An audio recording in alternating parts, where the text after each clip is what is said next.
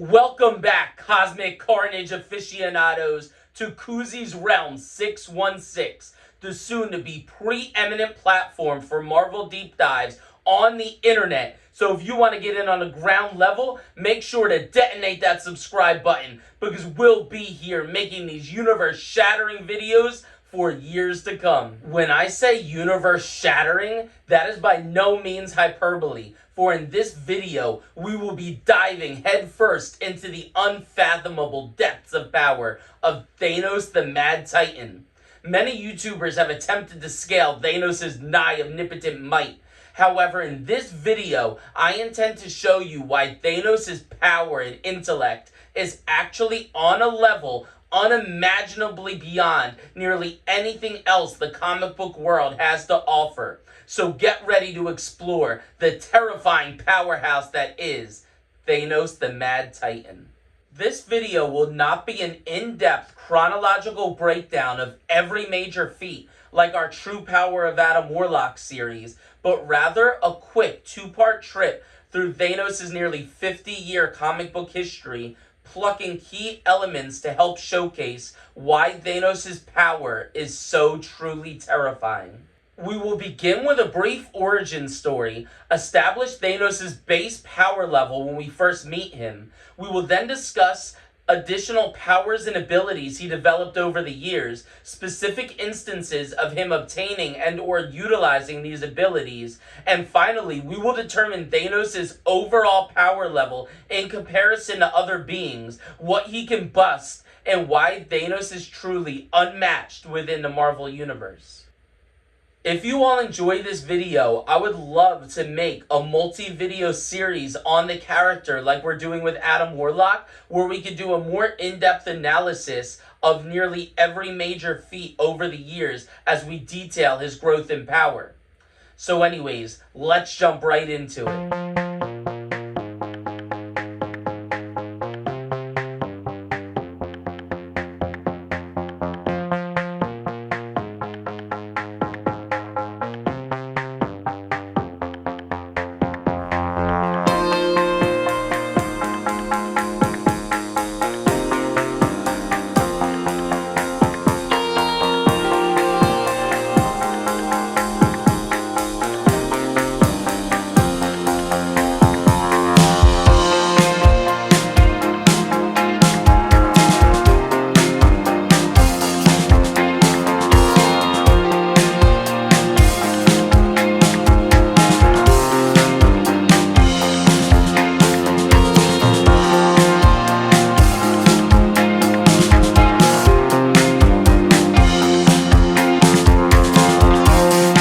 The best way to describe Thanos is a mutant god.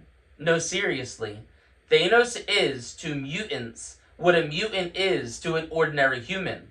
Depending on which lore you subscribe to, Thanos is either the descendant of the ancient Greek Titans and therefore carries Olympian blood, or an Eternal, a subset of humanity whose DNA was altered by the all-powerful race of Celestials billions of years ago. Whichever version you choose as your personal headcanon matters not, as they both involve a cosmic grandfather, Kronos, who settled one of Saturn's moons, Titan, as a haven for peace and scientific pursuits, after warring with his brother Uranus and then swearing off violence. This Titan, or Eternal, would sire two offspring, a Lars and Zeus, or Zoras. Lars would take over as the benevolent ruler of Titan, whereas his brother Zoras carries his uncle Uranus as warrior spirit and would go on to lead the Olympians.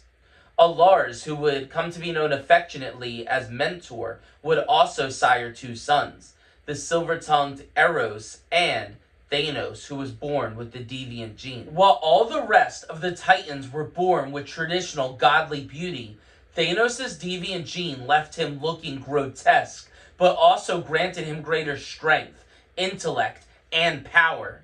Unfortunately, due to his monstrous appearance, his peers would avoid him like the plague as a child, and also, according to 2018's Thanos Rising, his mother would attempt to murder him at birth.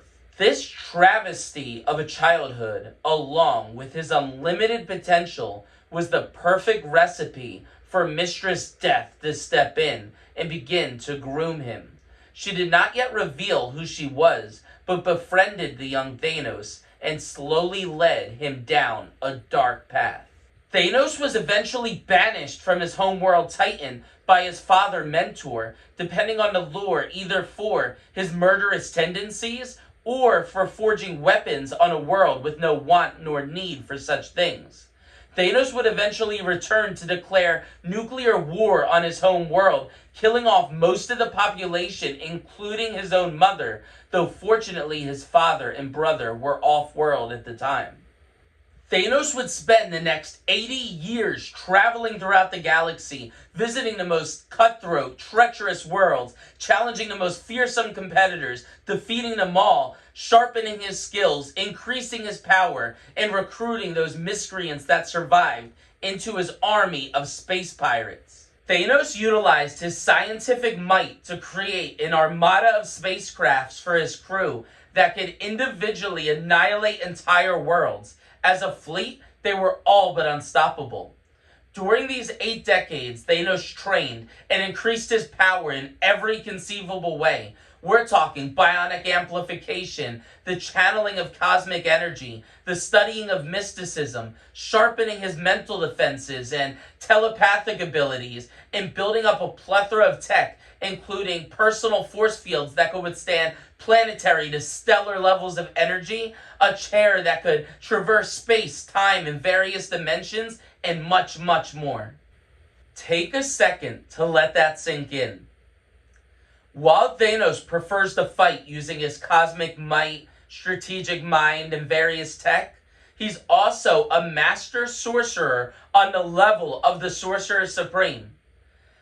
Just as a contingency, he can match the mystical defender of our entire reality and match telepathic and telekinetic minds with the best of them, including Professor X and Moondragon. In fact, in one story, Monica Rambeau's Spectrum converts her body to light energy in order to invade Thanos' mind and attack from within, frying his brain. Unfortunately, she comes face to face with Thanos' mental defenses and learns that Thanos' mind is truly a terrifying place that only a fool would visit. Every part of Thanos is guarded, which is why a certain social media meme involving Ant-Man's power probably would not have worked either. We are first introduced to Thanos in issue 55 of the Invincible Iron Man through a mental link between Iron Man and Drax the Destroyer, who is currently being held captive. We learn that Thanos and Drax recently clashed somewhere on a living planet, and the sheer force of these two powerhouses colliding put too much strain on the planet, tearing it asunder. The subsequent planetary explosion was enough to leave Drax incapacitated and able to be taken prisoner by the completely unaffected Thanos. Even during this first appearance way back in 1973, Thanos already exhibited at least large planetary strength and an even higher durability. Not to mention that Drax was literally created by Thanos' grandfather Kronos to be his antithesis. The champions of cosmic beings failing miserably against Thanos will be a recurring theme. Remember how I said Kronos' son Lars took over as ruler of Titan? Well, this change in leadership took place following an experiment conducted by Kronos involving cosmic energy that went awry and caused an explosion that spread his molecules out throughout the universe.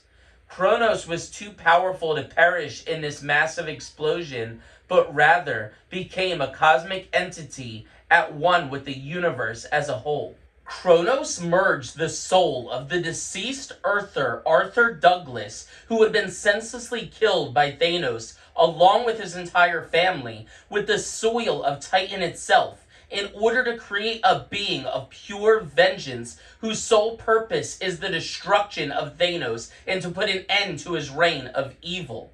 Drax is literally described as power personified. Thanos easily incapacitating Drax would be the first time of many we see him thwart the cosmic entities and their champions who were created specifically to vanquish him, such as the Kree Captain Marvel, who Kronos prophesied 8 billion years ago would one day rise up to vanquish this great evil. So he created the cosmic entity Eon, whose sole purpose was to literally just wait the billions of years until the right moment to unlock the Kree warrior's cosmic awareness and prepare him for his battle with Thanos.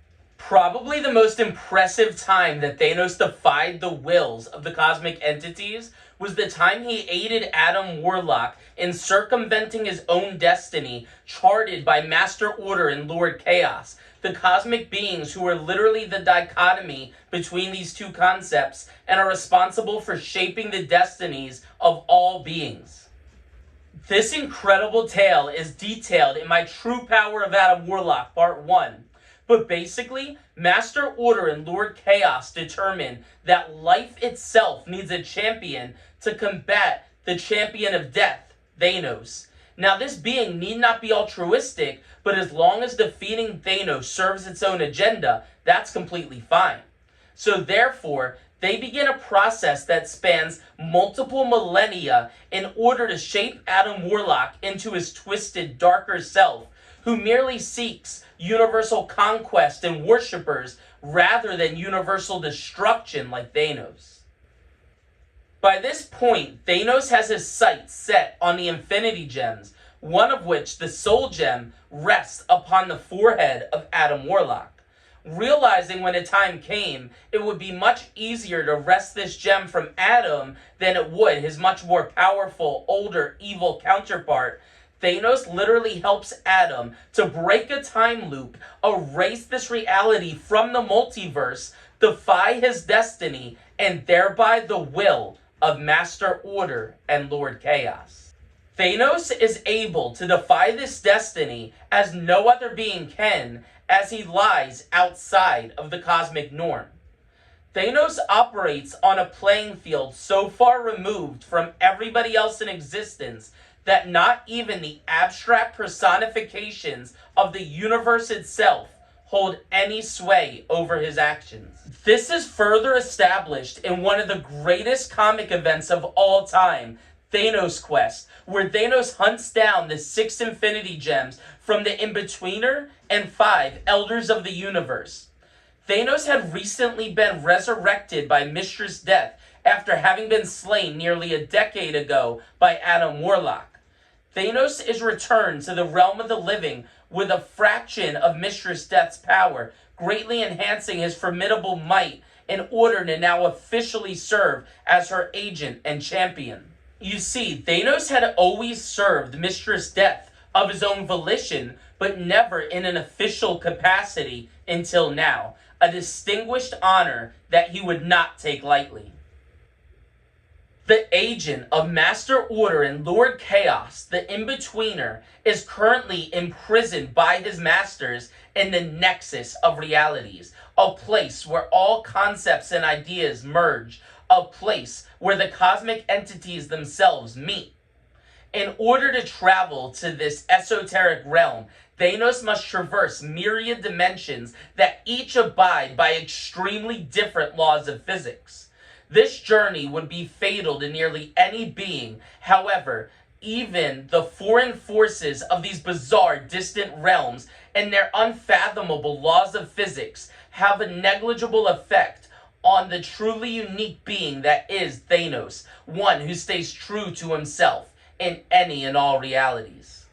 The even crazier thing is Thanos is able to enter this Nexus realm and break free the In-Betweener without alerting his cosmic masters, for Thanos' whereabouts and journeys are actually undetectable to the cosmic entities. They do not oversee him, for Thanos guides his own hand. Thanos' acquisition of the 6 Infinity Gems must be his greatest display of guile of all time, with a wit surpassing any other villain in comics, including Doctor Doom. For example, Thanos tricks Champion, an Elder of the Universe obsessed with fighting, much like the Collector obsesses over his antiquities and the Grand Master obsesses over his games, into subconsciously utilizing a fraction of the Power Gem's power to obliterate the planet upon which they were fighting, thereby stranding himself in space. Thanos had freed the In-Betweener from his energy prison, leaving him stranded in a realm without access to his power, something the In-Betweener didn't even realize would happen, leaving him unable to escape and at the mercy of his angry captors that Thanos was kind enough to alert before leaving. These examples go on until Thanos stands victorious as always. After obtaining all 6 Infinity Gems, Thanos achieves true omnipotence within the Marvel Multiverse and is able to wipe out half the population of the 616 universe, fulfilling his oath to his dark mistress, Lady Death, with but a snap of his fingers. And yes, when the Infinity Gems were first introduced, they were described to be remnants of a multiversal being, and therefore there was only one Infinity Gauntlet for the entire multiverse. When it comes to the cosmic hierarchy, the Infinity Gauntlet places its bearer infinitely above Skyfathers, which are the heads of various pantheons such as Odin and Zeus. It places its bearer just as high above the cosmic entities such as Galactus, the In-Betweener, the Watchers, and the Celestials.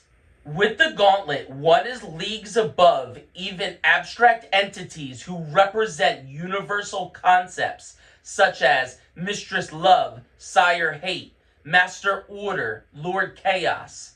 It even safely places them above those who represent the universe itself, eternity, infinity, death, oblivion, and multiversal beings such as the Phoenix, Shumagorath, and nearly every other being within the Marvel Multiverse.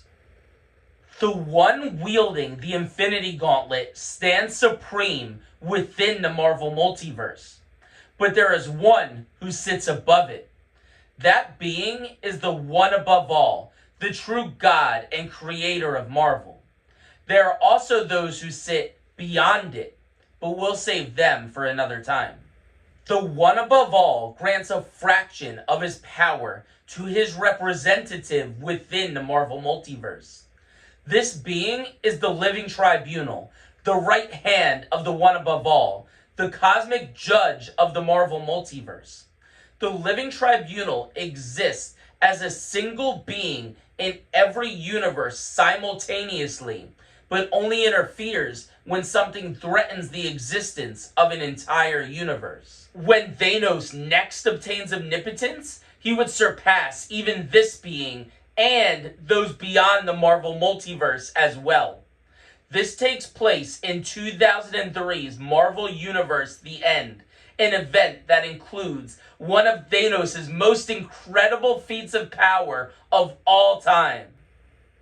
After a mysterious power source grants the ancient Egyptian pharaoh Akhenaten nigh omnipotence within the Milky Way galaxy, we soon learn that a celestial order exists that is granting unlimited power to a select being in every galaxy to rule over that section of space. We also learn that Thanos has been searching for this power source for over a year now in order to obtain it and thereby prevent anyone else from ever using it against him. As it turns out, this power source is actually a facet of the one above all, the true God of the Marvel Universe. Just the slightest bit of this power took the pharaoh Akhenaten over 4,000 years of toiling to gain control over. Even the celestial order who control and divvy up portions of this divine might control it externally via their instrumentation, as their physical bodies could not handle such raw power. In steps Doctor Doom, who seeks to thwart the pharaoh, who he learns lacks omniscience or is not all-knowing, after tracking him with a drone smaller than a pea, gathering intel, and eventually traveling back through time in an attempt to slay the pharaoh before he ever obtained the power. Unfortunately, Akhenaten predicted his every move and made sure to leave his former self guarded to prepare for such an assault. Thanos applauds this effort. He has respect for Doom and his intellect. After monitoring events with a much smaller drone than the one Doom utilized, he decides to tackle this problem in a much different manner. This is when we see one of Thanos' most incredible feats of power, and one of the greatest feats in comic book history, as Thanos literally dives headfirst into the totality of the heart of the universe. A power that but the slightest spark of took the Pharaoh Akhenaten over 2 millennia just to begin to comprehend. A power that the Celestial Order could only handle in increments determined by their instrumentation.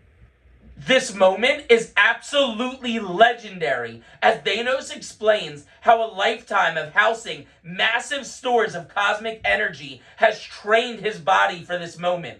Thanos must maintain focus even as he deals with literal disincorporation, persevering until eventually conquering this omnipotent energy source, harnessing it within his physical form, and becoming one with the omniverse.